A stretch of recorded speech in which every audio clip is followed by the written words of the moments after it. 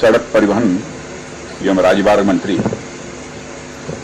और हमारे मित्र श्री नितिन जी गडकरी, केंद्रीय जल शक्ति मंत्री Shri Gajendra Singh ji Shekhawat, chief of defence staff general Bipin Rawat, air chief marshal RKS. Bhadauria, Shri Sukhram ji Bishnoi, Rajasthan के राज्य वन मंत्री श्री देवजी पटेल, हमारे member of parliament Jalore, doctor G Satheesh Reddy, chairman DRDO Shri Sanjeev Mittal, FADS air marshal Sandeep Singh ji, AOC in C south west air command, road transport highways मंत्रालय एवं रक्षा मंत्रालय एवं राजस्थान सरकार के अधिकारी वर्ग, यहाँ पर कुछ विधायक भी लोग भी आए हैं ना। अच्छा राजस्थान, आप सबका भी मेरी तरफ से स्वागत है, आप सबका भी।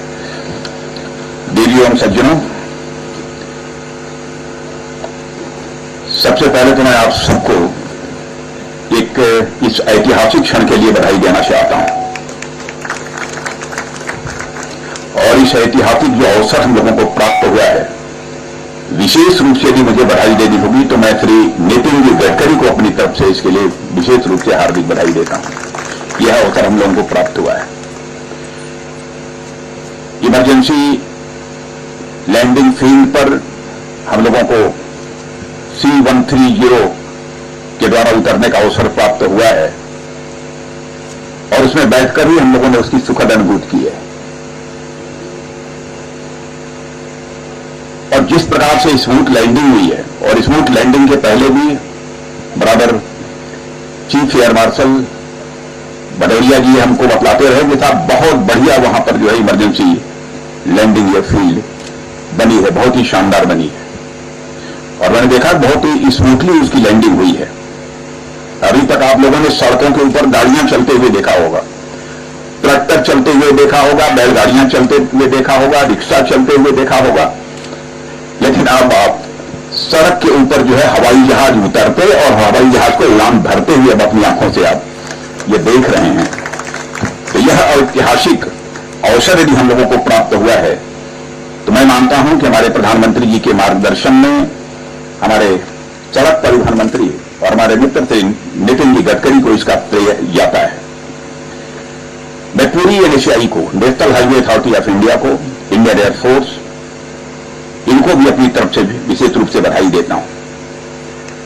मित्रों, आप सब जानते हैं कि आज देश आजादी का यह अमृत महोत्सव मना रहा है, साथ ही 1971 का युद्ध जिसमें हम लोगों ने विजय हासिल की थी, उसका यह 100वीं वर्ष भी यह देश मना रहा है। और आज जहां पर खड़े होकर हम अपना विचार व्यक्त कर रहे हैं, यह स्थान भी 1971 की विजय का यह साक्षी रहा है। और ऐसे में इमरजेंसी लैंडिंग फील्ड का निर्माण मन में तो उत्साह पैदा करता ही है, साथ ही सुरक्षा के प्रति भी मन के अंदर एक विश्वास का भाव पैदा करता है, एक सेंस ऑफ कॉन्फिडेंस पैदा करता है। इंटरनेशनल बॉर्डर से आप जानते हैं कि यह स्थान बहुत ही नजदीक है, बहुत दूर नहीं है, और इंटरनेशनल बॉर्डर से कुछ ही कदम दूर इस प्रकार की इमरजेंसी लैंडिंग फील्ड का तैयार होना यह सिद्ध कर दिया है कि भारत अपनी एकता, संप्रभुता और अखंडता की रक्षा के लिए सदैव तैयार है, और किसी भी चुनौती का सामना करने की भारत के अंदर एक कुव्वत है। यह संदेश भी हमने स्पष्ट रूप से दे दिया है। जैसा नितिन जी ने कहा कि यह 3 किलोमीटर का यह स्ट्रेच है और 19 माह के अंदर तैयार हुआ है। मैं बधाई देना चाहता हूं नितिन जी, आपको भी, आपकी एनएचएआई को भी। कोविड के बावजूद, जबकि सारा हिंदुस्तान कुछ समय के लिए रुक गया था, सारे कामकाज ठप पड़ गए थे, उन प्रतिकूल परिस्थितियों में भी 19 माह के अंदर इसे तैयार करना, इसके लिए जितनी भी प्रशंसा की जाए सचमुच वह कम है।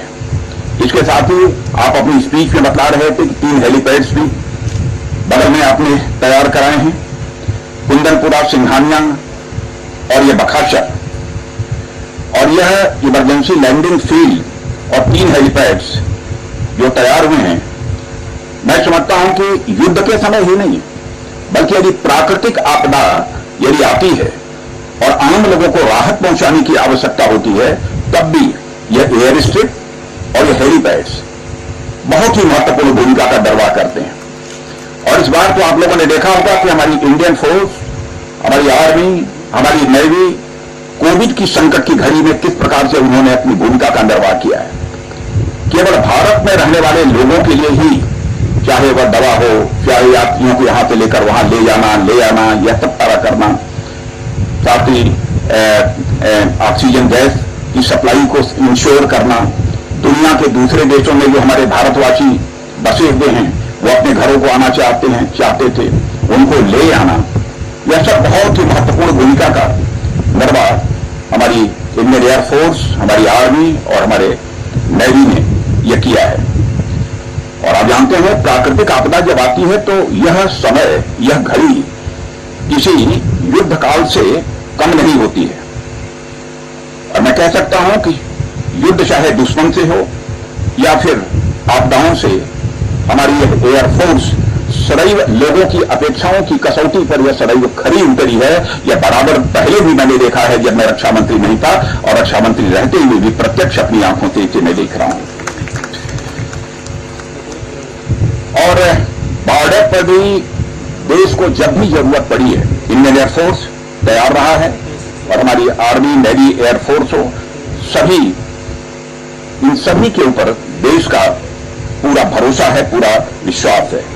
ऐसे में इस प्रकार की इमरजेंसी लैंडिंग फील्ड्स और हमारी सेनाओं के ऑपरेशनल और सिविल असिस्टेंस को और भी एज प्रदान हुआ है। इस प्रकार की यहां पर एक एयर स्ट्रिप तैयार होने के परिणाम स्वरूप,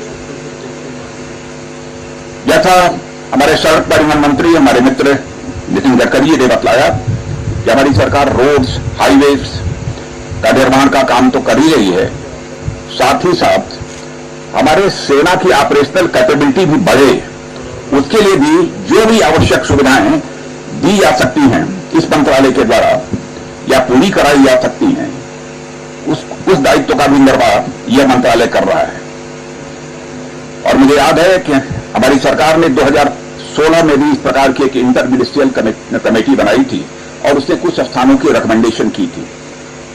मेरे पास तो जो फिगर है सचमुच मुझे पूरी जानकारी नहीं थी, लेकिन नितिन जी ने मुझे बतलाया कि 20 स्थानों पर इमरजेंसी लैंडिंग फील्ड या national highway authority of India इसको तैयार कर रही है और कई स्थानों पर हेलीपैड्स भी बनवाने का काम कर रही है। यह बहुत बड़ी बात है। पहले तो मेरी यह कल्पना थी कि शायद जिस स्थान पर हम उद्घाटन करने जा रहे हैं यही स्थान एक ऐसा है और इसके अलावा और कोई नहीं होगा, लेकिन 20 स्थानों पर इसी प्रकार की इमरजेंसी लैंडिंग फील्ड का तैयार होना, ये मैं समझता हूं कि हमारी सुरक्षा की दृष्टि से भी एक बहुत ही महत्वपूर्ण पहल है।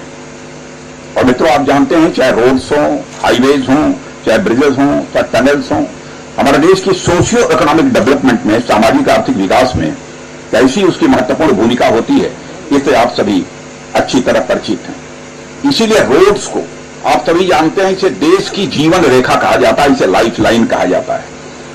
और यह अद्भुत काम हुआ है। यदि मैं कहूं कि पहले तो हम सोचते भी नहीं थे, यह तो अकल्पनीय काम हुआ है, यह कहना भी अतिशयोक्तिपूर्ण नहीं होगा। और मैं कह सकता हूं कि अब हम लोग एक भारत, सशक्त भारत की दिशा में तेजी से आगे बढ़ रहे हैं। यह बात हम विश्वास के साथ अब कह सकते हैं।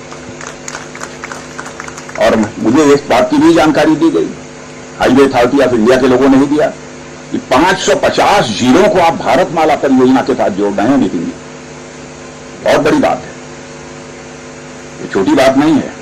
टनल बनाए जा रहे हैं, हाईवेज बनाए जा रहे हैं, और मैं मानता हूं कि जो हाईवेज बन रहे हैं ये भारत की प्रोग्रेस के हाईवे बन रहे हैं, भारत की प्रगति के हाईवे बन रहे हैं। यह सामान्य हाईवे नहीं है। और इससे डायरेक्ट और इनडायरेक्ट रोजगार कितना मिलता है, प्रत्यक्ष और अप्रत्यक्ष रूप से, यह बताने की जरूरत नहीं है।